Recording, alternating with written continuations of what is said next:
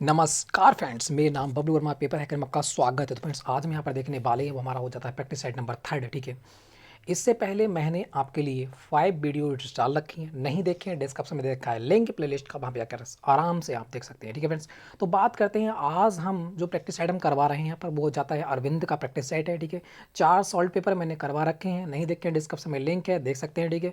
और 15 practice set अलग से हो जाते हैं। टोटल आपके 19 प्रैक्टिस सेट यहाँ पर मैं कराने वाला हूँ, ठीक है। उत्तर प्रदेश बीएड परीक्षा, उसके बाद में आपकी परीक्षाएं जो होती हैं, ठीक है, एक प्रकार सिलेबस आपका पूरा की पूरा कराने वाला हूँ, ठीक है भी, बिल्कुल। तो बढ़ते हैं, अब हम यहाँ पर एक जानकारी और दे दें आपके लिए। अगर किसी को यह बुक जल्दी चाहिए कि हमें भी जल्दी जल्दी पढ़ना है, ठीक है, तो आप इसको खरीद सकते हैं। अगर आप बुक स्टोर से खरीदोगे तो 222 रुपये आपको पे करना पड़ेगा। इतने रुपये इस पर इस प्रकार से कॉस्टली है, ठीक है। इसका कॉस्ट कितना है? 222 रुपये है। मगर हम आपको ओनली यहाँ पर जो हमारा साइट का खर्चा हुआ है डालने का, ओनली 25 रुपये में आपको यहाँ पर दी जा रही है बुक। अगर किसी को खरीदना है तो खरीद सकता है, डिस्क्रिप्शन में लिंक दे रखा है वो भी, ठीक है। तो फ्रेंड्स, बढ़ते हैं आगे की ओर। तो यहाँ से उत्तर प्रदेश बीएड परीक्षा 2021 जो आपका 19 मई को एग्ज़ाम होने वाला, ये हमारा टारगेट रहने वाला है, ठीक है। जब तक जो हमारा एक प्रकार से मार्च निकल रहा है, ठीक है, उसके बाद हम कंप्लीट आपकी तैयारी कराना स्टार्ट कर देंगे, ठीक है। अभी तो आपका जो प्रैक्टिस सेट चल रहे हैं इनको ही अभी चलाएंगे, ठीक है। उसके बाद हम पूरा सिलेबस आपको कवर करवा देंगे। आगे बढ़ते हैं, नेक्स्ट क्वेश्चन फटाफट कवर करवाऊंगा। एक एक घंटे में कम से कम आपके 200, 150, 250 क्वेश्चन प्रत्येक दिन चलेंगे फिर, ठीक है। अभी थोड़ी समस्या हो रही है इसलिए भी ये नहीं चल रहा है। उसके बाद लाइव आपकी क्लास चलेंगी धड़ाधड़, ठीक है। 250-300 क्वेश्चन, 250-300 क्वेश्चन एक ही दिन में समाप्त, ठीक है। तो यहाँ पर हम देख रहे हैं फटाफट हम सिलेबस को कवर करेंगे, ठीक है। तो बात करते हैं, अब यहाँ पर प्रैक्टिस सेट नंबर हो जाता है हमारा 3। आज हम देखेंगे सामान्य ज्ञान। किसका? सामान्य ज्ञान का हो जाता है टोटल 50 क्वेश्चन आपके एग्जाम पूछाते हैं, तो 50 क्वेश्चन यहाँ पर देखने वाले हैं ओनली 40 मिनट के अंदर, ठीक है, बिल्कुल।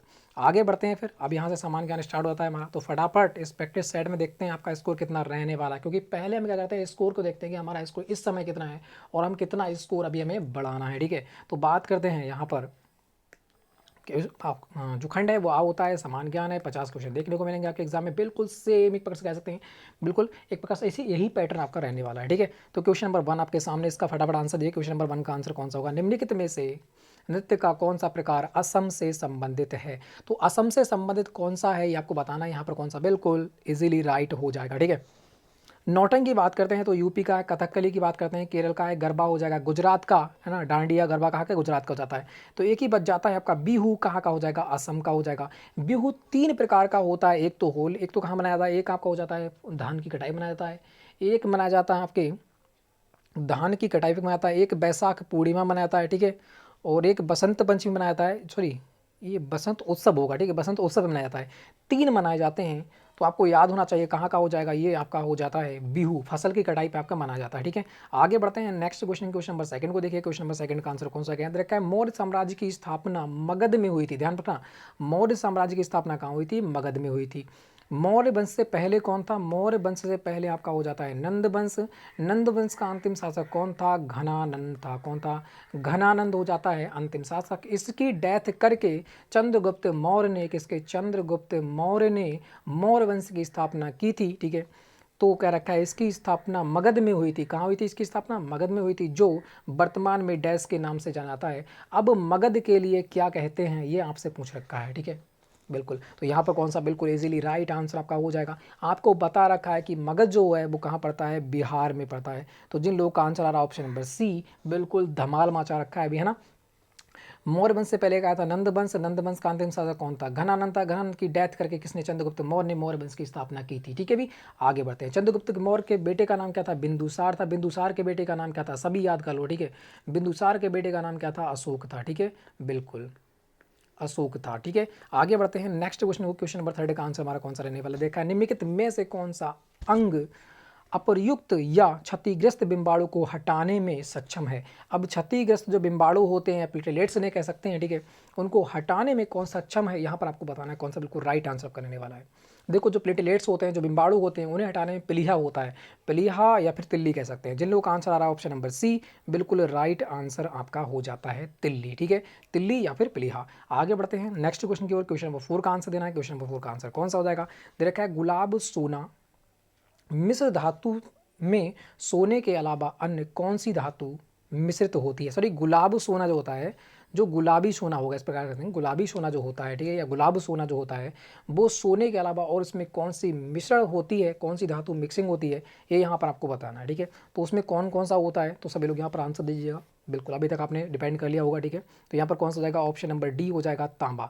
सोना और तांबा मिलकर क्या बनाता है, गुलाबी सोना बनाता है, क्योंकि जो तांबा का रंग होता है वो कैसा होता है, लाल होता है हल्का, तो ये क्या गुलाबी रंग का एक प्रकार से हो जाता है और ये हमारे आभूषण बनाने में प्रयुक्त होता है। आगे बढ़ते हैं नेक्स्ट क्वेश्चन, क्वेश्चन नंबर 5 को देखना है। क्वेश्चन नंबर 5 का हमारा आंसर कौन सा रहने वाला है, तो रखा है शक्ति की भौतिक मात्रा की बीमा डैश है। अब शक्ति की भौतिक मात्रक की बीमा, एक बीमा इंपॉर्टेंट है, बीमा मात्रक सदिश राशि, अदिश राशि, यहाँ से क्वेश्चन 100% बनते हैं, ठीक है। तो बीमीय सूत्र सारे के सारे याद कर लीजिएगा, बहुत ही इंपॉर्टेंट है। और मैं भी आपको क्या है पूरा एक प्लेलिस्ट प्रकार से इसकी दे दूंगा बनाकर वीडियो, ठीक है, याद करने की भी, ठीक है। अगर जिस किसी को वैसे याद नहीं होता है तो उसकी शॉर्ट ट्रिक दे देंगे हम याद करने की, ठीक है। तो यहाँ पर कौन सा जाएगा, ऑप्शन नंबर बी हो जाएगा, ठीक है, M1L2T-2। तो जिन लोगों का आंसर आ रहा है ऑप्शन नंबर बी, बिल्कुल धमाल मचा रखा है भी सभी लोगों ने।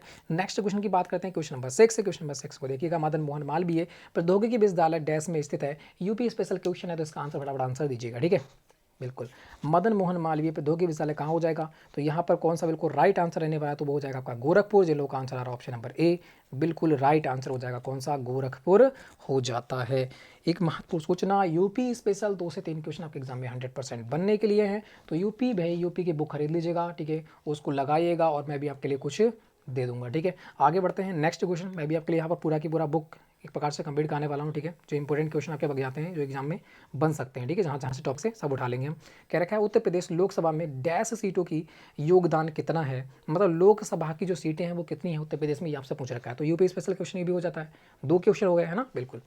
तो यूपी स्पेशल पूछ रखा है कि लोकसभा में कितनी होती हैं, लोकसभा में होती हैं 80 सीटें। तो राज्यसभा का भी आप याद कर लो, ठीक है, राज्यसभा में कितनी सीटें होती हैं, राज्यसभा में 31 सीटें हैं उत्तर प्रदेश में।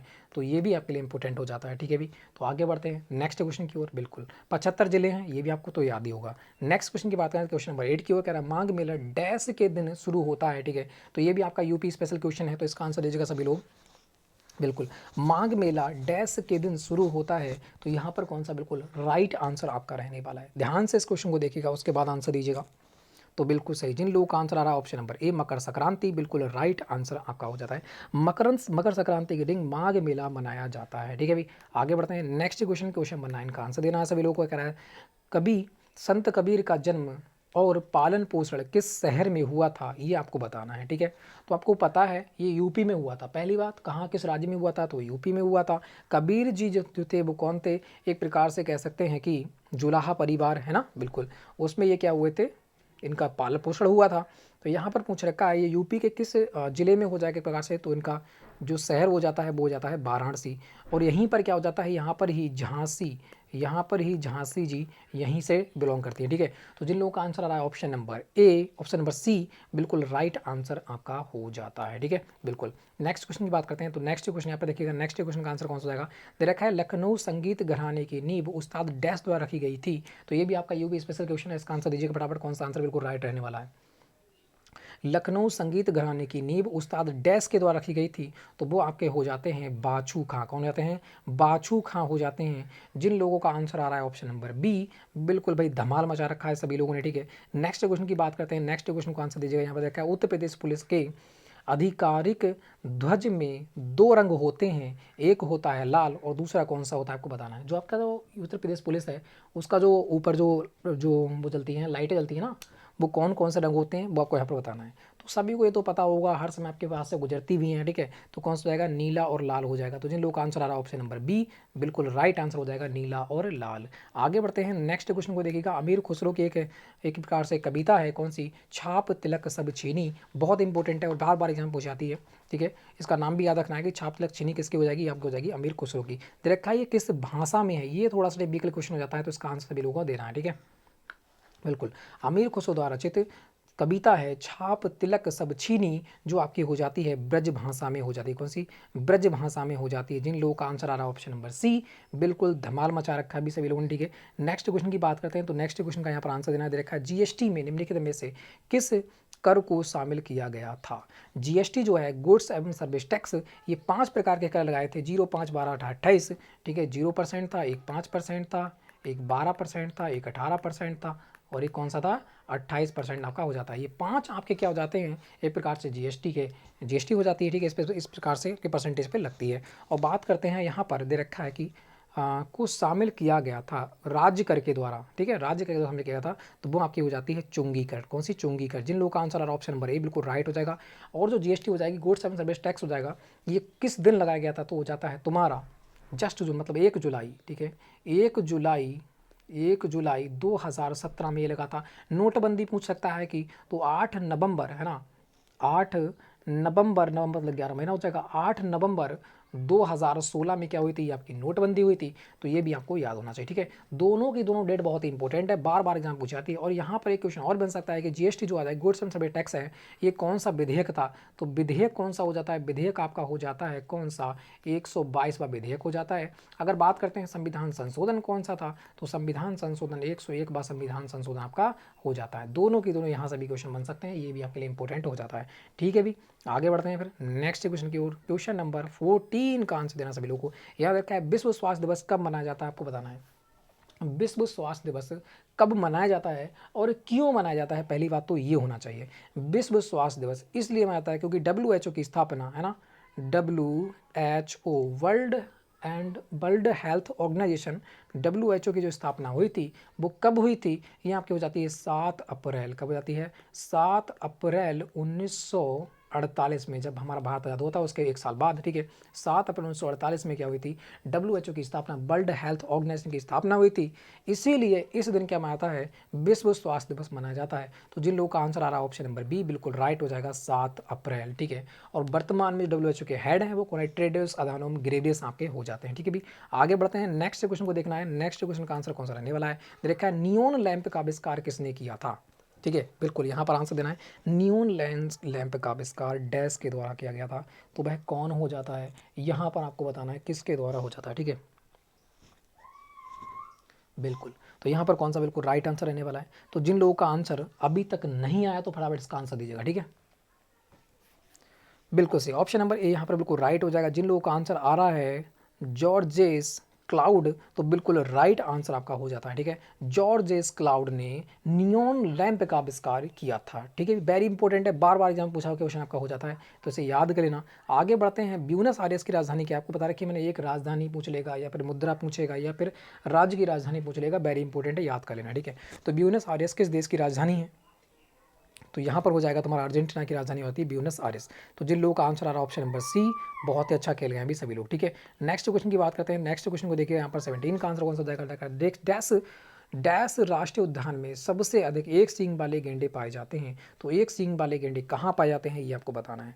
रणथंबोर की बात करते हैं ये महाराष्ट्र में हो जाएगा, बांदीपुर की बात करते हैं ये आपका बांदीपुर कर्नाटक में हो जाएगा, जिम कार्बेट हो जाएगा यूके में। तो पूछ रखा है काजीरंगा कहाँ हो जाएगा, ये हो जाएगा असम में। तो जिन लोगों का आंसर आ रहा है काजीरंगा, एक सींग वाले गेंडे कहाँ पाए जाते हैं, काजीरंगा अभ्यारण्य में पाए जाते हैं, जो कहाँ पे है, असम में आपका हो जाता है। तो जिन लोगों का आंसर आ रहा है ऑप्शन नंबर सी, बिल्कुल धमाल मचा रखा है अभी सभी लोगों ने, ठीक है। नेक्स्ट क्वेश्चन की बात करते हैं। तो नेक्स्ट क्वेश्चन का सभी लोग आंसर दीजिएगा। दे रखा है इम्फाल किस भारतीय राज्य की राजधानी है, तो इम्फाल किस भारतीय राज्य की राजधानी हो जाएगी, फटाफट इसका आंसर दीजिएगा। यहाँ पर कौन सा बिल्कुल राइट आंसर आपका रहने वाला है, ठीक है। इम्फाल, अरे अभी तक किसी का सभी का आंसर आ गया होगा इसको, तो कौन सा जगह, मणिपुर आपकी हो जाती है, त्रिपुरा, ठीक है, किसकी, मणिपुर आपकी हो जाती है। और अगरतला, त्रिपुरा की कौन सी जाएगी, अगरतला हो जाएगी। सिक्किम की गंगटोक हो जाती है, नागालैंड की कोहिमा हो जाती है, ठीक है। सारे के साथ को बता दिए। आगे बढ़ते हैं फिर नेक्स्ट क्वेश्चन की ओर, ठीक है। नेक्स्ट क्वेश्चन आपके सामने है, नेक्स्ट क्वेश्चन का यहाँ पर आंसर दीजिएगा। नेक्स्ट क्वेश्चन का आंसर हमारा कौन सा रहने वाला है, देखा है भारत में निम्नलिखित में से कौन सा शहर कर्क रेखा से सबसे दूर है, ठीक है। कर्क रेखा के सबसे दूर कौन है, तो भाई कमेंट बॉक्स में ये जरूर लिखना है कि कर्क रेखा के सबसे समीप कौन है। ये 8 राज्यों से होकर गुजरती है, कर्क रेखा जो है वो 8 राज्यों से होकर गुजरती है, ये तो आपको पता ही होगा, ठीक है। ये तो आपको क्या होगा, पता ही होगा, ठीक है। अब पूछ रखा है कि भारत में निम्नलिखित में से कौन सा शहर कर्क रेखा के सबसे दूर है, तो वह कौन हो जाता है, वह आपका हो जाता है ऑप्शन नंबर डी, कौन सा हो जाएगा, भुवनेश्वर हो जाएगा। अब तुम्हें यह बताना है कर्क रेखा के सबसे समीप कौन है, ठीक है। इसका कमेंट बॉक्स में आंसर देना है, वेरी वेरी इंपॉर्टेंट है, क्वेश्चन एग्जाम में बन सकता है, इसलिए आपको ढूंढ कर सर्च मार के मुझे देना है, ठीक है, कमेंट बॉक्स में लिखना है। नेक्स्ट क्वेश्चन की बात करते हैं। याद रखा है तुम्हारा हॉर्नबिल महोत्सव निम्न में से किस राज्य में मनाया जाता है, हॉर्नबिल महोत्सव जो है वो निम्न में से किस राज्य में मनाया जाता है, फटाफट इसका आंसर दीजिएगा। यहाँ पर कौन सा बिल्कुल राइट आंसर रहने वाला है, ठीक है। तो जिन लोगों का आंसर भाई अभी तक नहीं आया फटाफट आंसर दीजिएगा। हॉर्नबिल महोत्सव वेरी वेरी इंपॉर्टेंट है, बहुत ही इंपॉर्टेंट हो जाता है। तो ये आपका हो जाता है नागालैंड में मनाया जाता है। किसमें? नागालैंड में मनाया जाता है। हॉर्नबिल इसका नाम क्यों पड़ा? क्योंकि जो नागालैंड है, ठीक है, नागालैंड जो है उस राज्य में एक हॉर्नबिल नाम की चिड़िया होती है, ठीक है, जो बहुत सुंदर होती है। तो उसके नाम पर हॉर्नबिल महोत्सव उसका नाम डाला गया था, ठीक है। तो कौन सा जाएगा? नागालैंड यहाँ पर बिल्कुल राइट आंसर आपका रहने वाला है। नेक्स्ट क्वेश्चन की बात करते हैं। नेक्स्ट क्वेश्चन 21 का आंसर ये कह रहा है भारत का संविधान भारत के महान्यायवादी की नियुक्ति का अधिकार डैश को देता है, किसको देता है आपको बताना है। भारत का महान्यायवादी कौन से अनुच्छेद में आता है? तो 76वें अनुच्छेद में आता है ना, सच बोलने की बात हो रही है। तो 76वें अनुच्छेद में ये आता है। तो पूछ रखा है नियुक्ति का अधिकार किसको है, तो सभी को पता है तो राष्ट्रपति को ही होता है, ठीक है। किसको होता है? राष्ट्रपति को ही होता है, ठीक है भाई। आगे बढ़ते हैं। नेक्स्ट क्वेश्चन ये क्या है? ये आपका विधि अधिकारी होता है। सबसे बड़ा विधि अधिकारी कौन होता है? महान्यायवादी ही होता है, ठीक है। नेक्स्ट क्वेश्चन की बात करते हैं। नेक्स्ट क्वेश्चन का यहाँ पर आंसर दीजिएगा। नेक्स्ट क्वेश्चन का आंसर हमारा कौन सा रहने वाला है? देखा है भारत का मूल रूप संविधान डैश द्वारा हाथ से लिखा गया था। तो यहाँ पर कौन हो जाता है? बिल्कुल राइट, फटाफट इसका देना है आंसर, ठीक है भाई, बिल्कुल। तो बात करते हैं भारत का जो मूल रूप संविधान है वो लिखा गया था आपका। तो सभी लोग यहाँ पर आंसर दीजिएगा, उसके बाद हम आंसर देंगे, ठीक है। उसके बाद हम क्या देंगे? यहाँ का आंसर देने वाले हैं, ठीक है। तो सभी लोग यहाँ पर आंसर देना है, कौन सा बिल्कुल राइट आंसर आपका हो जाएगा, ठीक है भाई। तो बात करते हैं यहाँ पर भारत का मूल रूप संविधान डैश के द्वारा लिखा गया था हाथों से। तो वो जाता है प्रेम बिहारी नारायण राय जादा। और जो संविधान है उसको पेचों पर जो आकृतियाँ देखी हैं आपने, चित्र देखे हैं, उनको डिजाइन किसने किया है? तो उनको डिजाइन किया है संविधान के पेचों पर। संविधान के पेचों पर जो चित्र दर्शाए गए हैं, जो आकृतियाँ दर्शाई गई हैं, उनका जो डिज़ाइन तैयार किया है वो क्या है? आचार्य नंदलाल बोस ने। किसने? आचार्य नंदलाल बोस ने। तो ये भी इम्पोर्टेंट है और ये भी इम्पोर्टेंट है, तो ये आपको याद होना चाहिए। संविधान बनकर का तैयार हुआ था 26 नवंबर 1949 के बनकर तैयार हुआ था। लागू कब हुआ था? 26 जनवरी 1950 को लागू हुआ था। 9 दिसंबर 1900 एक प्रकार से 9 दिसंबर 1948 में क्या हुई थी? पहली बैठक हुई थी, ठीक है भाई। तो आगे बढ़ते हैं नेक्स्ट क्वेश्चन की ओर। नेक्स्ट क्वेश्चन को बताएगा। नेक्स्ट क्वेश्चन का आंसर हमारा कौन सा जाएगा, ठीक है। इस क्वेश्चन में थोड़ी समस्या है। कोई बंद जो मैंने जहाँ से ये किताब ली थी, ठीक है, तो वहाँ से किसी बंदे ने ये चिकना कर दिया था यहाँ पर, ठीक है। तो बीच में है एक निशान लगा दिया था, ठीक है, उसके लिए सॉरी, ठीक है। बात करते हैं यहाँ पर नेक्स्ट क्वेश्चन। कह रहा है 23, कह रहा है किसी सामान्य वस्तु की मांग में वृद्धि उपभोक्ता की आय में डैश के साथ होती है। तो किसके साथ होती है आपको बताना है, ठीक है। देखो एक बात बताइएगा, किसी सामान्य वस्तु की मांग में वृद्धि, किसी सामान्य वस्तु है मतलब सामान्य वस्तु है, ठीक है, सामान्य वस्तु है जो बहुत सारी वस्तु कह सकते हैं। सामान्य वस्तु मतलब आराम से मिल सकती है। सामान्य वस्तु में क्या होती है? आराम से मिल सकती है। उसकी मांग में वृद्धि हो रही है। उसकी मांग में वृद्धि कब होगी? उसकी मांग में वृद्धि कब होगी? जब उपभोक्ता की आय में क्या होगी? वृद्धि होगी। जब उपभोक्ता जो खरीदने वाला है उसके पास जब पैसा होगा तभी तो वो सामान्य वस्तु खरीदेगा, वरना सामान्य वस्तु क्यों खरीदेगा, हैं। तो यहाँ पर क्या हो जाएगा? वृद्धि बिल्कुल राइट हो जाएगा। जिन लोगों का आंसर आ रहा है ऑप्शन नंबर ए बिल्कुल राइट आंसर हो जाएगा। किसी सामान्य वस्तु की मांग में वृद्धि जब होती है तो इसका मतलब उपभोक्ता की जो आय होती है उसमें क्या होती है? बढ़ोतरी होती है। जब उसके पास पैसा होगा तभी तो वो सामान्य वस्तु खरीदेगा, वरना सामान्य वस्तु खरीदेगा ही क्यों? अपनी जरूरत वाली खरीदेगा, है ना, बिल्कुल। आगे बढ़ते हैं फिर नेक्स्ट क्वेश्चन। नेक्स्ट क्वेश्चन का यहाँ पर आंसर देना है। नेक्स्ट क्वेश्चन का आंसर हमारा कौन सा जाएगा? 24 दे रखा है। जंगल भारत के संविधान की 7वीं अनुसूची में दे रखा है। तो देखा है डैश सूची में सूचीबद्ध है। किस में सूचीबद्ध है आपको बताना है? राज्य में, केंद्र में, संवर्ती में। तो देखा है जंगल एक बताएगा राज्य में भी होते हैं और केंद्र में भी होते हैं। इनमें दोनों का अधिकार होता है। इनमें क्या होता है? दोनों का अधिकार होता है। और जंगल 7वीं अनुसूची में भी आपको याद होना चाहिए, ठीक है। तो ये क्या है? दोनों में हो जाता है। तो ना है केंद्र में ना है राज्य में, तो होगा किस में? ये हो जाएगा संवर्ती सूची में। तो जिन लोगों का आंसर आ रहा है ऑप्शन नंबर डी, भाई धमाल मचा रखा है सभी लोगों ने, ठीक है। बात करते हैं यहाँ पर 25 को देखना है। देखा है तुम्हारा भारतीय संविधान के किस मौलिक अधिकार में कहा गया है कि सभी लोगों को देश का कानून बराबर सुरक्षा प्रदान करेगा। किसकी बात हो रही है? बराबर सुरक्षा प्रदान करेगा, ठीक है। कानूनी बराबर सुरक्षा प्रदान करेगा। बराबर मतलब क्या होता है? इक्वल मतलब समानता। तो क्या करेगा? समानता का अधिकार हो जाएगा। जिन लोगों का आंसर आ रहा है ऑप्शन नंबर ए बिल्कुल राइट आंसर हो जाएगा, इक्वल समानता, ठीक है भाई।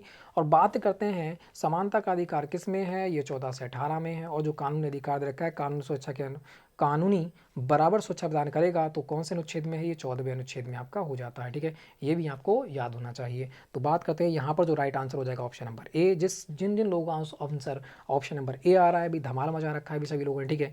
नेक्स्ट बढ़ते हैं, नेक्स्ट क्वेश्चन का यहाँ पर आंसर देना है। 26 का आंसर हमारा कौन सा हो जाएगा? डैश को उसकी शेष जिंदगी के लिए औरंगजेब ने कैद कर लिया था। एक बात बताइएगा, औरंगजेब ने किसको कैद किया था, यही तो आपसे पूछ रखा है, ठीक है।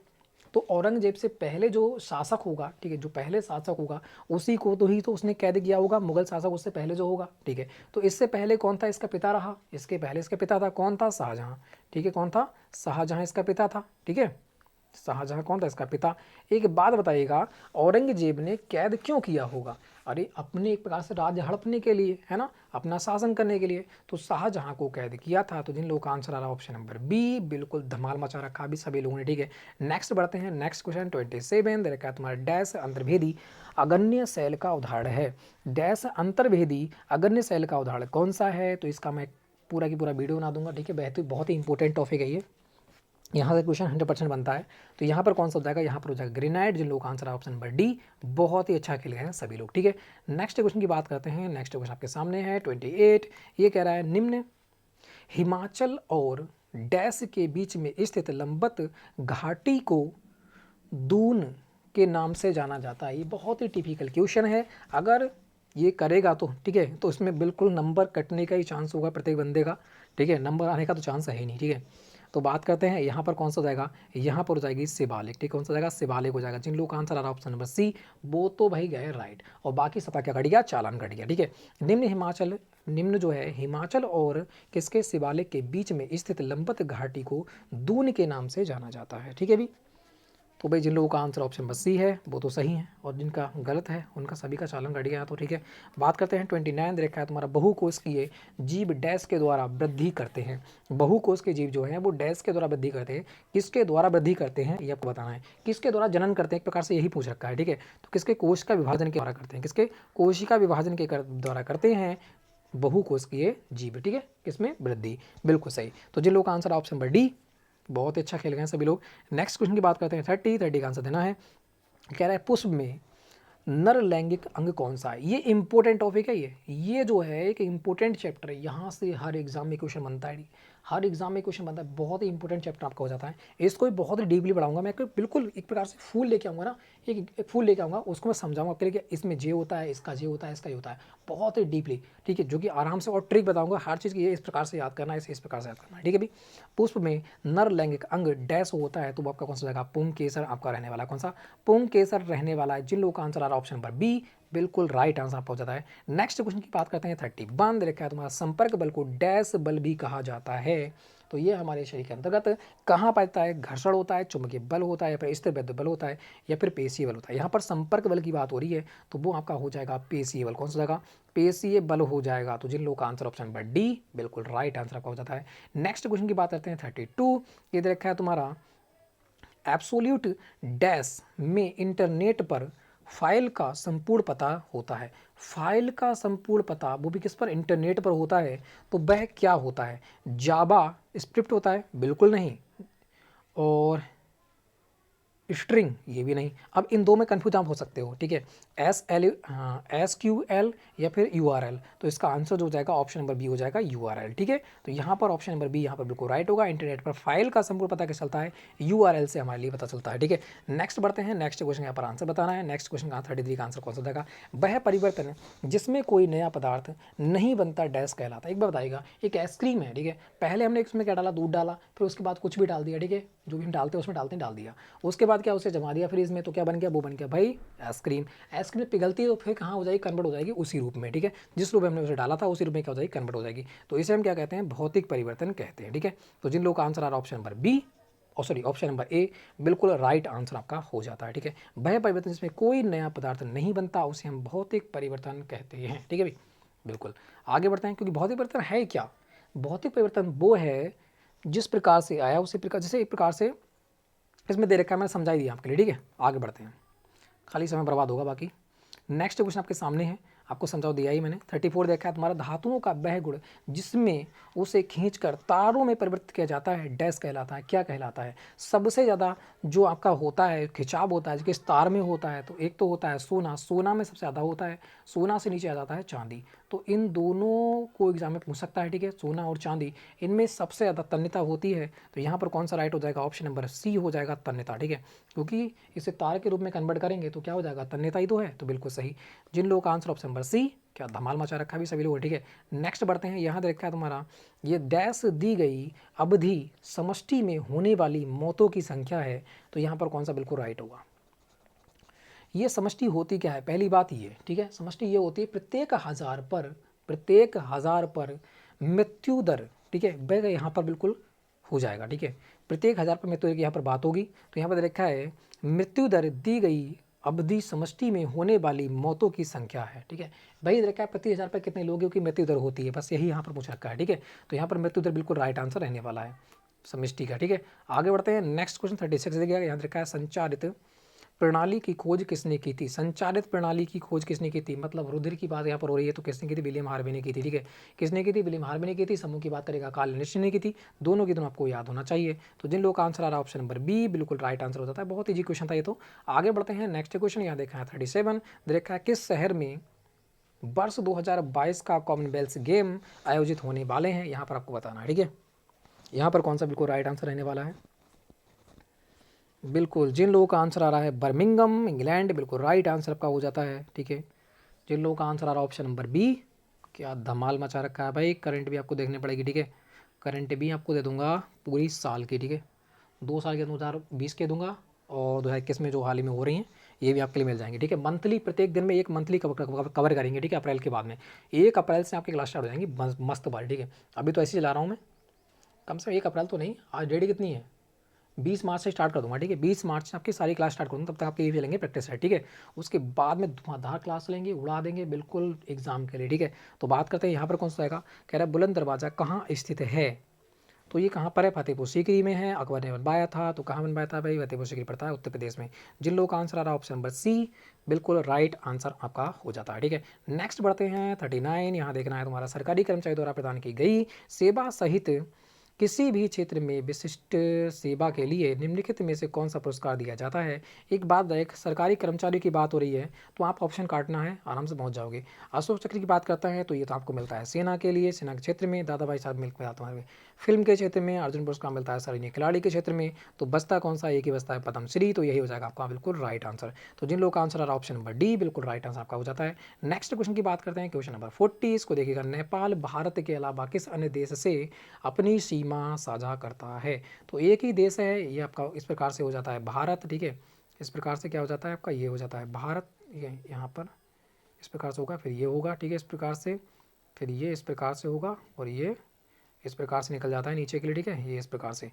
तो यहाँ पर जो हो जाता है ये हमारा क्या है, ये पड़ता है नेपाल, और ये पूरा क्षेत्र किसका हो जाता है, ये पूरा क्षेत्र होता है चीन का।